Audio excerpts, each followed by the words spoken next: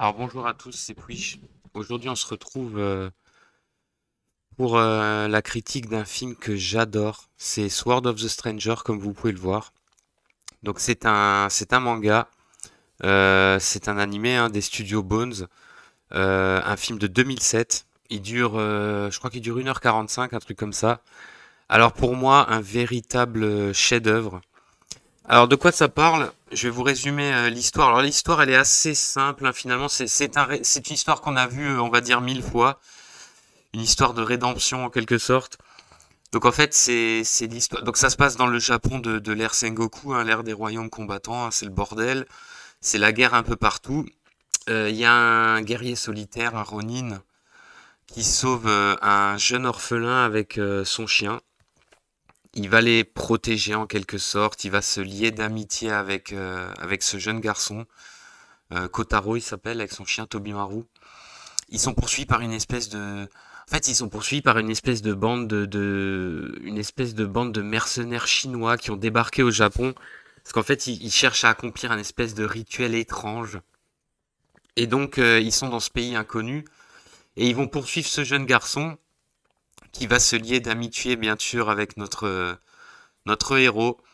Notre héros qui en a gros qui a un passé très douloureux et qui va trouver la rédemption dans le fait d'aider ce gosse. Il va lui sauver bien évidemment la vie. C'est un schéma assez classique, hein, du guerrier solitaire qui vit seul, qui a un passé trouble, qui veut plus utiliser son sabre et qui, comme il l'a utilisé pour le mal, on va dire, va l'utiliser pendant le film pour le bien. Et c'est vraiment un film.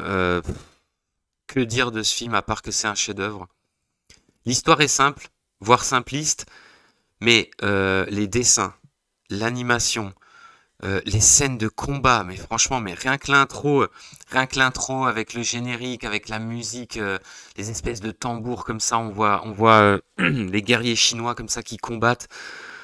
Le film est exceptionnel au niveau de l'animation, il a aussi une BO, mais alors vraiment, il a une BO qui est magnifique.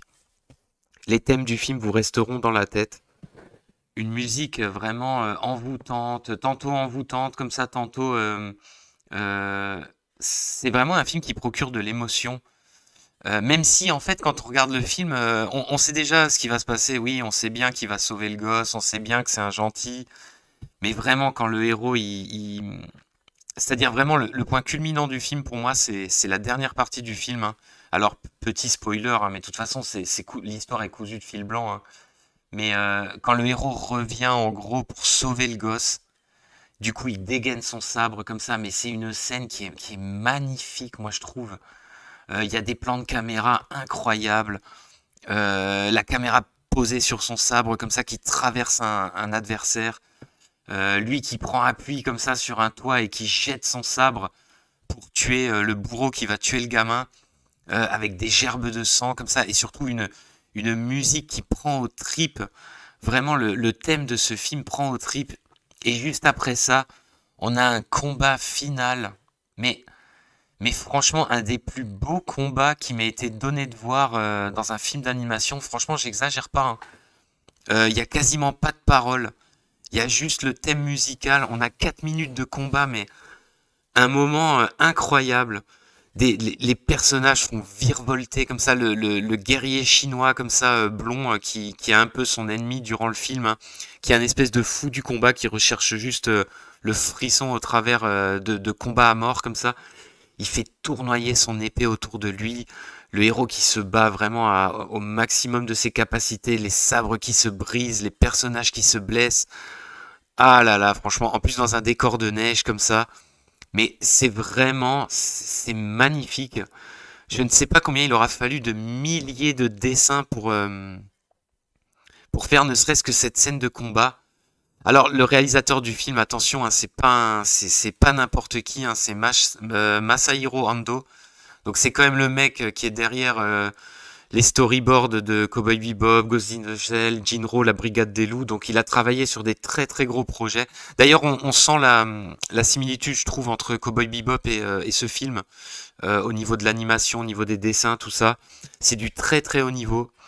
C'est un film magnifique, un film que je vous conseille. Il est parsemé comme ça de scènes d'action. Mais ce n'est pas que un film d'action et de violence comme ça. C'est aussi un film qui est très beau parce que finalement, la relation simple entre ce mec et Kotaro, le gamin, avec son chien, ben, en fait, c'est simple et c'est touchant. C'est très japonais, en fait.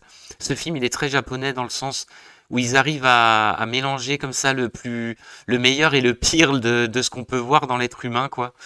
C'est typique, je trouve, des mangas, ça. C'est typique des mangas ou du cinéma japonais, hein, qui mélangent comme ça le terrible et le beau. C'est vraiment incroyable. Et puis cette BO magnifique, hein. Moi, c'est une musique, c'est des musiques que j'écoute régulièrement, hein. C'est vraiment, ce film, c'est un coup de cœur, c'est un chef-d'œuvre. Vraiment, si vous ne l'avez pas vu, foncez. J'ai même envie de vous dire à tous ceux qui n'aiment pas l'animation japonaise, qui n'aiment pas les mangas ou les trucs comme ça, bah, ce film-là, regardez-le quand même, il vaut le coup. Alors, pour une fois, ceux qui sont aussi réfractaires à la VO, la version française, parce que je l'avais vu au tout premier lieu, je l'avais vu en version en VF.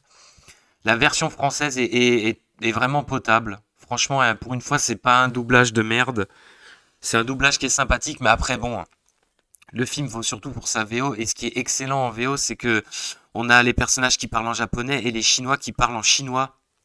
Donc il y a aussi pas mal de scènes comme ça avec la confrontation de la langue, avec plusieurs dialogues comme ça, plusieurs niveaux de dialogue, les Chinois qui parlent entre eux, les Japonais. C'est vraiment pas mal. Un chef-d'œuvre pour moi, mais vraiment, hein, vraiment un vrai chef-d'œuvre, un des grands films de l'animation japonaise. Une tuerie tout simplement, un film que je vous conseille à 500%. Et je vous dis à plus pour de prochaines critiques.